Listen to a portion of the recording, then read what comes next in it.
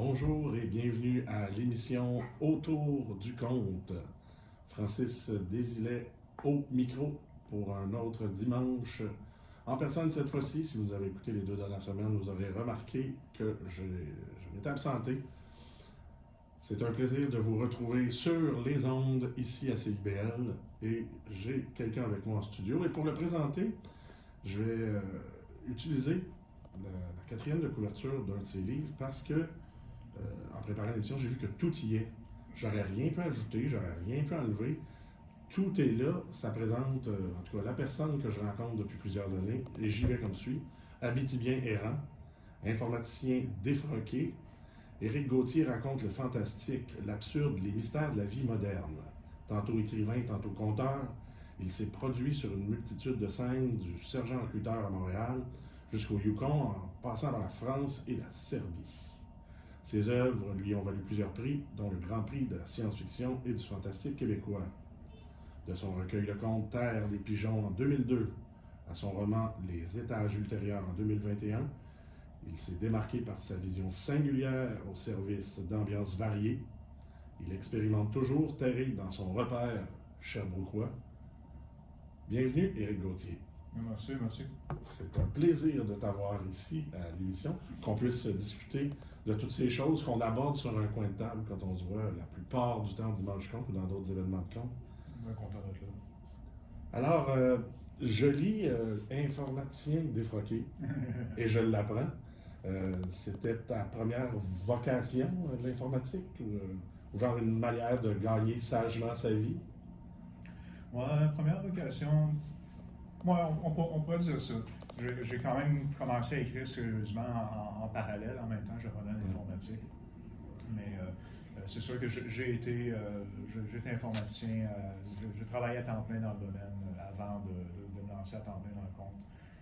Et en toute honnêteté, je suis en train de refroquer quelque peu ces temps-ci. Ah oui, oui. Ouais, je retombe dans l'enfer de la programmation. Pourquoi un enfer? Façon de parler.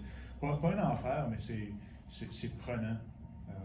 Il y a une partie de mon cerveau qui est calibrée pour ça, je dirais. Et puis quand je me plonge là-dedans, cette partie-là prend le dessus, puis je me perds, je ressors de là au bout de quelques heures, puis je suis juste à moitié conscient de ce qui m'est arrivé. Ah oui, ça zappe la réalité totalement. Un petit peu, disons que c'est ça, j'ai bien concentré là-dessus. Disons que temps incertain oblige, je suis allé me chercher une petite job alimentaire à temps partiel, puis je retrouve l'informatique. Au moins, tu avais ça déjà dans tes bagages, pas obligé d'aller reformer, de repartir à zéro quand disons, la vache à lait de la culture décide de se tarir. C'est ce qui est bien. Puis c'est bien aussi d'harmoniser les différentes parties de son être, mettons. C'est vrai. Fait que c'est bon que je l'assume, mon côté informaticien aussi. Puis ça fait un petit bout déjà que je combine les deux de différentes manières. Fait que c'est pas mutuellement exclusif. C'est bien, on découvre, en tout cas moi-même, je découvre une nouvelle facette de ta personnalité que je ne connaissais ni d'Ève ni d'Adam. Ceci dit, ce qui t'amène par ici, il y a l'écriture. Puisque, bon, j'ai un roman devant moi sur lequel j'ai lu la quatrième de couverture, mais comment t'en arrives à l'écriture? Est-ce que c'est l'appel de l'enfant était déjà en désir de construire des histoires? Ou comment ça arrive dans ta vie, tout ça? J'ai toujours aimé les histoires, ça c'est certain. Là. Dès que j'ai appris à lire, j'ai toujours après ça le nez plongé dans un livre. J'ai commencé à écrire des petits livres avec des petits dessins, tout ça. Et puis, c'est au cégep que j'ai commencé à écrire sérieusement. Et puis, j'ai appris beaucoup au contact d'autres auteurs et autrices étudiants. Est-ce que tu es passé par des études en littérature? Ou... Non, pas en tout. Bac en informatique. Cégep en sciences pures, bac en informatique. Mon école de littérature, disons, ça a été beaucoup de lecture, des ateliers d'écriture un peu, et puis côtoyer des meilleurs auteurs que moi, et puis apprendre à leur contact. y a toujours un plus gros poisson dans l'océan. Ah, ça, ouais.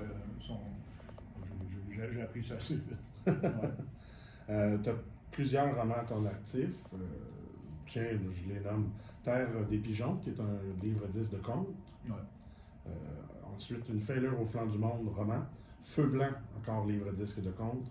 Montréal, et je n'ai pas fait d'erreur, c'est bien Montréal. La grande mort de Mononcle morbide, qui est probablement mon préféré. Le saint patron des plans foireux, excellent titre. Les étages ultérieurs. Et Dans ta tête à moi. Ouais. C'est de ça qu'on va parler un peu. Là. D'ailleurs, il faut toujours que je me concentre pour le dire le titre, parce que j'ai le goût de dire dans ma tête à toi tout le temps, je ne sais pas pourquoi. Dans ta tête à moi, le roman qu'on a juste ici. Mais avant qu'on continue, tu définirais comment ton écriture, écriture de genre, fantastique connectée dans le réel, science-fiction? Oui, dans ce sens-là, je suis beaucoup dans le fantastique.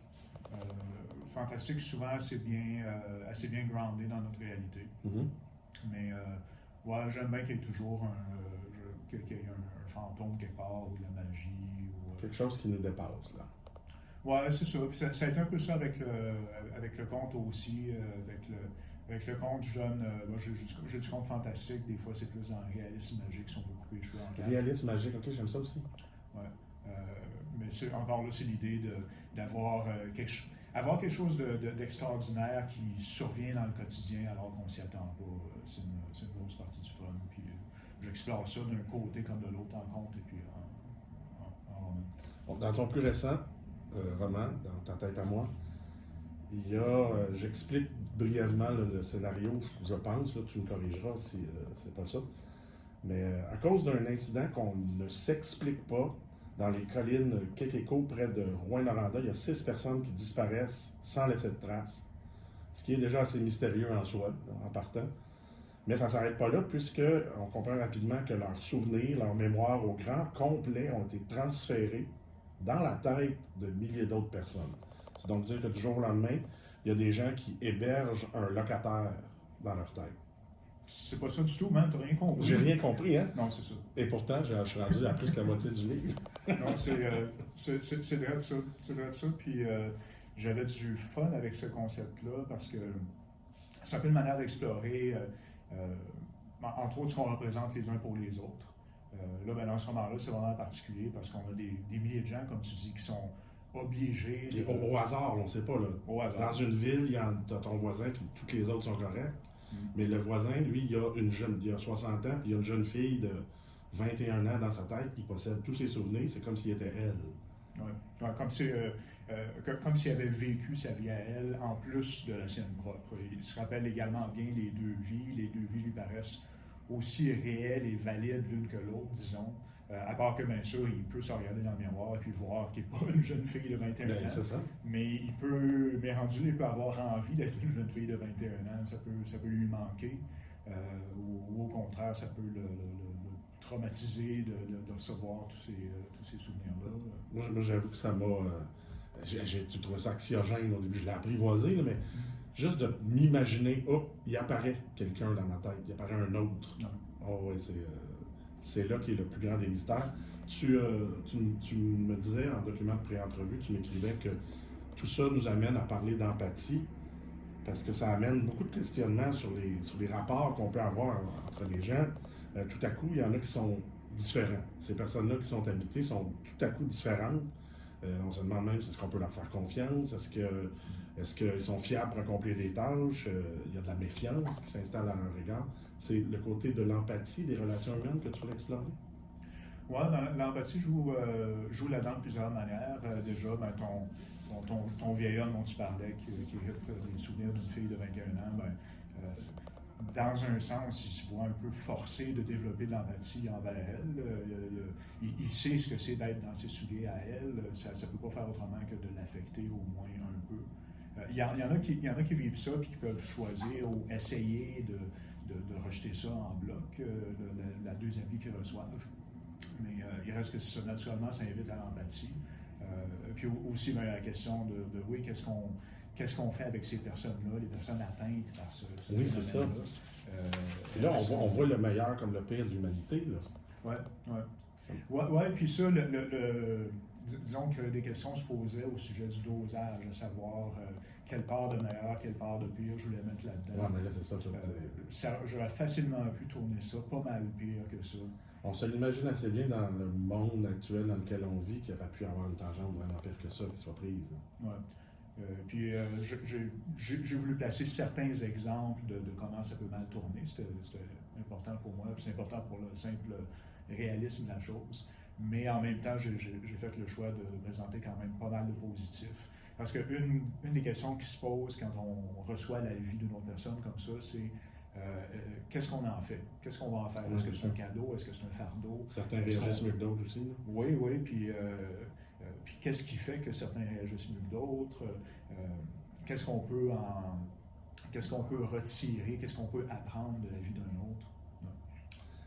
Écoute, moi, je suis en train de le lire, je ne suis pas tout à fait fini, là, mais je me suis dit que finalement, ce livre-là est aussi à classer du côté de la philosophie, presque, puisqu'on se questionne vraiment tout du long sur quoi faire avec l'autre, quoi faire avec ces gens-là. Disons qu'on a quelqu'un dans notre entourage qui a subi un stress post-traumatique, tout à coup qui est changé, ou un deuil, qu'est-ce qu'on fait avec ça? Comment on l'accueille? J'aime bien ce côté-là, qui pousse beaucoup à la réflexion dans ton livre. Oui, il y a ça, le côté philosophique, effectivement. Et puis, ça me paraissait important. Pas que ce soit tellement calculé, l'idée est venue assez spontanément, mais en interrogeant l'idée qui m'est venue, ben là, je voyais un peu... En approfondissant le filon et la source. Le filon, les détails de comment ça pourrait fonctionner, tout ça. Ben, je voyais comment est-ce que... Je voyais d'où est-ce que l'idée me venait. Puis c'est clair que, entre autres, ben, je suis vraiment préoccupé par le tournant que, disons, notre société occidentale actuelle, puis les États-Unis en particulier, sont en train de prendre. Il y a ce phénomène-là où est-ce qu'en gros, c'est ça, il y a des gens qui parlent beaucoup plus fort que d'autres et puis qui utilisent leur tribune pour donner aux gens la permission de... On peut sacrer ça dans l'émission? Il n'y a personne dans le studio, à part nous. Allons-y. Il y a des gens qui parlent beaucoup plus fort que les autres puis qui donnent aux gens en général la permission explicite de se crisser des autres, de voir les autres comme des menaces, comme des moins que rien. Et puis, c'est absolument toxique. Et de légitimer le nous et l'autre ou les autres, ouais, en mettant un mur ou une barrière entre les deux. Nous versus l'autre, puis le nous, il est plutôt restrictif. Oui. Alors que du temps, en particulier du temps de la COVID, il me semble, il y a ce mot-là qui revenait dans le discours ici au Québec, le nous, puis il y avait des interrogations intéressantes justement sur qui est-ce qu'on peut être, nous, dans un sens plus positif. Qu'est-ce qu'on a envie d'être comme société? Ce soir, au Dimanche du Conte, je saute un peu sur un autre sujet. Tu vas nous faire un spectacle anti-saisonnier. J'ai adoré ça. Et pour le décrire sur notre site des Dimanches du Conte, tu te décris comme un vieux grincheux assumé. Oh, ça fait qu'on est deux. Excellent. J'ai adoré que tu nous proposes un spectacle, la revanche de l'Halloween, qui doit s'étirer jusqu'après Noël pour prendre sa revanche sur Noël qui s'étire de plus en plus au-delà d'elle, de l'Halloween. Ça va être des histoires effrayantes, des histoires épeurantes ce soir. Qu'est-ce qui t'attire dans ce type d'histoire-là? C'est une bonne question. J'ai aimé je le disais, j'aime les histoires depuis toujours, puis les histoires étranges en particulier, les histoires, épeurantes. En partie, c'est le plaisir du frisson, simplement, puis d'explorer ce qui nous fait peur dans des circonstances où est-ce qu'on sait qu'on est en sécurité, on peut tâter la chose qui nous inquiète, mais sans risquer d'y perdre un doigt. Donc, il y a ça que j'aime bien. Et puis, je vais dans différents modes avec ça, disons. Ce soir, je ne serai pas absolument terrifiant. Ça ne sera pas du 18 ans et plus, mur à mur. Bon, ça aurait pu, on est dans un bar. Mais... Ça aurait pu. Ça aurait pu, mais je ne détesterais pas essayer ça à un moment donné, une soirée de contes. Disons une soirée de contes d'horreur. Un peu comme les contes interdits là, dans la série de livres. Je ne veux pas dire que tu ferais ça exactement, mais où ça va très, très, très, très loin. Ouais, en fait, où je trouvais intéressant d'aller personnellement, c'est pas tant dans, c'est pas tant dans la violence, la cruauté, tout ça, mais plus dans l'espèce de foi pas possible de je suis face à quelque chose que je comprends pas, je suis face à quelque chose qui défie complètement ma conception de la réalité, je suis face à quelque chose pour qui je compte pas. Ce genre de choses-là. Ouais. Mais dans un contexte de conte, il y a vraiment un dosage à trouver dans le conte fantastique, dans le conte horrible, parce que le conte, souvent, c'est un moyen de réconfort.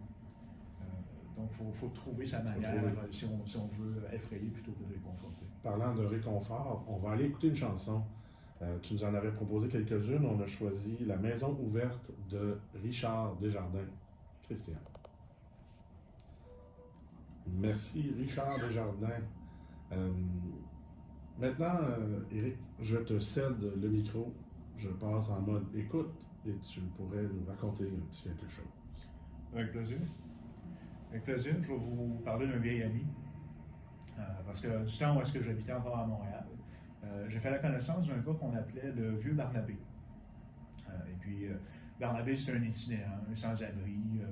Moi, dans mes histoires, je l'appelle souvent un quêteux parce que pour moi, il était dans la prolongation, disons, des quêteux d'époque qui allaient de maison en maison, qui colportaient des rumeurs, qui racontaient des légendes. Parce que Barnabé, justement, il racontait. Barnabé, il était, je l'appelle itinérant, sans-abri, tout ça, mais pas mendiant parce qu'il ne mendiait jamais en tant que tel. Il s'assoyait sur son bout de trottoir, il posait devant lui une vieille tasse en métal, toute ternie, toute bosselée. Et puis là, il attendait, simplement. Et puis les gens passaient devant lui. Et puis, il y avait tellement de présence, Barnabé, tellement d'autorité, que les gens ne pouvaient pas faire autrement que de laisser tomber quelque chose dans sa tasse.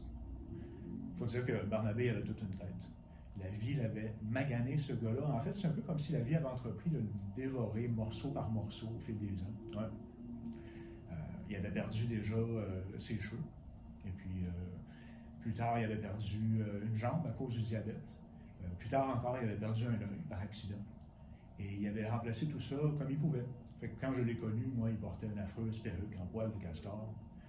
Il y avait une belle jambe de bois. Il y avait même un tiroir dedans. C'est toute une histoire, ça. Et puis, comme il n'avait pas d'argent pour se payer un bel œil le vert, ben, il portait à la place une boule de bingo. Et puis c'est pour ça qu'il y a bien du monde dans le quartier qui le connaissait sous le nom de B9. Et puis Barnabé, ben, quand je le voyais, je lui donnais un 25 sous des fois il me contait une histoire. C'est comme ça que j'ai appris à le connaître vraiment. Barnabé, il était là depuis toujours, quasiment en entendre parler. Il était là quand le métro est arrivé. Barnabé était déjà là. Il avait déjà son habitude de quêter assis sur son bout de trottoir. Il avait regardé l'inauguration du métro sur une TV de magasin avec le cardinal Léger qui était là pour bénir le nouveau réseau. Et puis, il aimait ça s'installer sur le bord de la station Mont-Royal et puis regarder les gens qui arrivaient puis qui repartaient, toute cette circulation-là. Et puis, assis sur son bout de trottoir, ben, ce qu'il voyait passer, c'était des jambes à longueur de journée. Si bien qu'il reconnaissait les gens du quartier à leurs jambes. S'il voyait passer quelqu'un qu'il connaissait bien, ben, des fois, on le voyait donner un petit coup de tête bien sec, bien bref, comme un coup d'étang. Comme pour dire, tout est correct.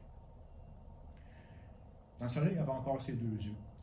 Puis, un jour qu'il était assis là, du coin de l'œil qu'elle allait perdre plus tard, il a vu s'approcher une paire de jambes qu'il ne connaissait pas. L'inconnu s'est arrêté droit devant lui. Il a lâché une couple de pièces dans sa tasse, puis il a dit « Dites-moi non, monsieur, je viens d'arriver dans le quartier, puis je me demandais, là, ils sont comment les gens par ici? » Barnabé a répondu par une question, il a dit « Ben, dites-moi donc vous, ils étaient comment les gens là d'où vous venez? » Le gars, il n'a pas réfléchi bien longtemps, il a dit « Ah, parlez-moi-en pas. » Parlez-moi-en pas, ils étaient médisants, ils étaient paresseux, ils étaient vantards, je suis content de les avoir laissés derrière. Barnabé l'a bien regardé, il a dit ben, « Je suis désolé, monsieur, mais vous allez voir, là, les gens dans le quartier sont pas mal semblables. » Alors, l'inconnu s'en est allé, la tête un peu basse. Barnabé a continué à attendre, à regarder passer les gens. Et puis un peu plus tard, il y a une autre paire de jambes inconnues qui s'est arrêtée devant lui. Le nouvel inconnu lui a laissé quelques pièces. Puis il a demandé, lui aussi, comment étaient les gens dans le quartier. Il était nouvel arrivant, lui aussi. Barnabé, ça l'amusait de se faire poser 2 fois la même question, comme ça, il réagit de la même manière. Il a demandé comment étaient les gens, là, d'où venait cet homme-là. L'homme a dit, ah, c'est du bien bon monde. Ils étaient généreux, ils étaient hospitaliers, ils étaient compréhensifs aussi. Ils vont me manquer, c'est sûr. Et là, Barnabé, il a fait quelque chose qu'il ne faisait pas souvent. Il a souri. Il a souri, puis il a regardé l'homme, il a dit, vous allez voir, monsieur, les gens dans le quartier, là, ils sont pas mal semblables. Le nouvel inconnu s'en est allé. Barnabé a continué à attendre simplement, à humer l'air du temps, à regarder passer les jambes, à écouter les pièces teintées dans sa tasse. Il était rêveur un peu cette journée-là parce qu'il y avait une passante qui lui était tombée dans l'œil. Alors quand il y a eu assez de pièces dans sa tasse, il est allé se payer un bien modeste repas et puis il est allé faire cirer son unique chaussure au bien-être. C'est ça qui est ça. Ah, Barnabé. Qu'on pourrait peut-être même croiser en dehors de la station ici, s'il est encore là. On sait jamais. On sait jamais. Donc, ce soir, on se retrouve au Dimanche du Conte, Éric, pour une Xème fois dans ton cas. Je pense que tu es là depuis la première heure, toi, au Dimanche du Conte. Pratiquement, ça a commencé à l'automne 98, je suis arrivé février 99. Ah, ben quand même, oui. Quand on est de la première année, je pense qu'on est de la première heure. Donc, on va te retrouver à 19h30, 1309 Saint-Zotique, S au bar Le Jockey, pour une soirée revanche de l'Halloween. D'ailleurs, dans la chanson de Richard Desjardins, il nous a donné un mot de passe. Ça va être le mot ce soir pour avoir un billet gratuit, ou plutôt l'expression « né pour aimer ». Vous entendez ce mot, vous écoutez l'émission, vous venez à l'émission ce soir, vous avez un billet gratuit en disant ça à la personne à la porte. Parlons de quelques nouveautés. Tu as contribué à un collectif de fantasy Oui. qui s'appelle Territoires enchantés, Royaumes ensorcelés, Paris aux éditions Six Brumes, je ne sais pas comment on le dit. Ça sort, c'est sorti déjà ou ça va être apparaître? C'est sorti déjà. C'est sorti déjà. Donc, vas-y. Oui, c'est sorti déjà, juste pour couper les cheveux en quatre un bref instant. C'est effectivement la fantasy. Je disais tantôt, j'écris surtout du fantastique. La différence avec la fantasy, c'est qu'on est dans un monde, en règle générale, on est dans un monde entier qui est fantastique, qui est merveilleux. Okay. On sort du réel, finalement. Oui, c'est ça. On sort vraiment de notre réel, on sort de nos repères. On parle évidemment, Le Seigneur des Anneaux, c'est l'exemple que tout le monde connaît. Mais la fantasy, ça se décline en une foule de saveurs différentes, disons. Et puis le concept du recueil, c'est de présenter des nouvelles qui chacune sont dans une lignée différente de fantasy. Pour poursuivre aussi, tu offres tes talents pour des ateliers d'écriture. On peut consulter, on va voir le site internet des histoires qui marchent tout en un mot.com. C'est bien ça? Non, c'est ça. Pour requérir tes talents, pour progresser en écriture, y compris en conte, pour retrouver la plume et le talent. Sinon, consultez son site internet, Éric Gauthier. On se retrouve la semaine prochaine.